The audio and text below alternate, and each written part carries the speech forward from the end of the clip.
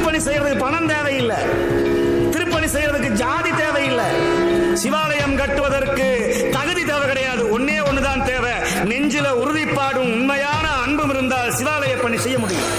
பெரிய கோடீஸ்வரனா இருக்கலாம், ஆனா சிவபெருமான் உன்னுடைய கையினால உன்னுடைய காசுதாம்பா எனக்கு வந்து செய்யணும்னு சிவபெருமான் ஆசைப்பட்டாதான் சிவாலயத்துல போய் தொண்டு செய்ய முடியும், திருப்பணி செய்ய முடியும். ஒரு சிவாலயத்தை ஒருத்தர் திருப்பணி செய்யறாருன்னா அவர் போன ஜென்மத்துல அதே சிவாலயத்தில் அவர் மெய்த்தொண்டராக இருந்தால் ஒழிய அந்த சிவாலயத்தை அவரால் தொடவே முடியாது, திருப்பணி செய்யவே முடியாது. 7 பிறப்பினுடைய புண்ணியம் மட்டும்தான் சிவத்தை கும்பிட யோசிக்க கிடைக்கும்.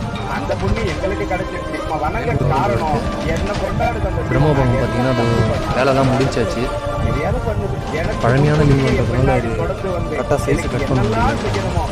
அதுபோல என்ன பாதுகாத்துக்கிட்டு அந்த சிவத்தை நாங்கள் உயர்வா வந்து இதில் ஒன்றும் ஆல்ட்ரேஷன் வேலை இருக்குது. அந்த பானம் வந்து பழைய பானம்ன்றதுனால அதுக்கு தகுந்தமாரி பண்ணணும். அதனால் ஆல்ட்ரேஷன் பண்ணி தான் வைப்பாங்க. ஏன்னா அங்கே வச்சுட்டு பட்டறையில் வச்சுட்டு நம்ம ஆல்ட்ரேஷன் பண்ணால் தப்பாகிடும். அதனால தான் இங்கே எடுத்துகிட்டு வந்திருக்காங்க.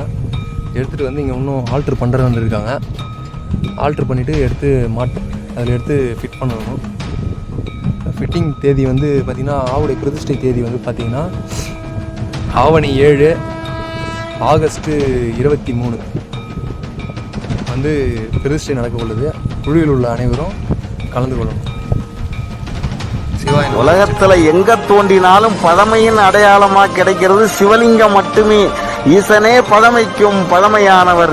சிவாய நம என்பதை விட சிறந்த சொல் கிடையாது. சிவபெருமான் பெயரை சொல்லாத நாக்கும், திருநீறு அணியாத நெத்தியும், உத்ராட்சம் அணியாத உடம்பும், சிவனை வழிபடாத பிறவியும் இருந்தும் பயனில்லை.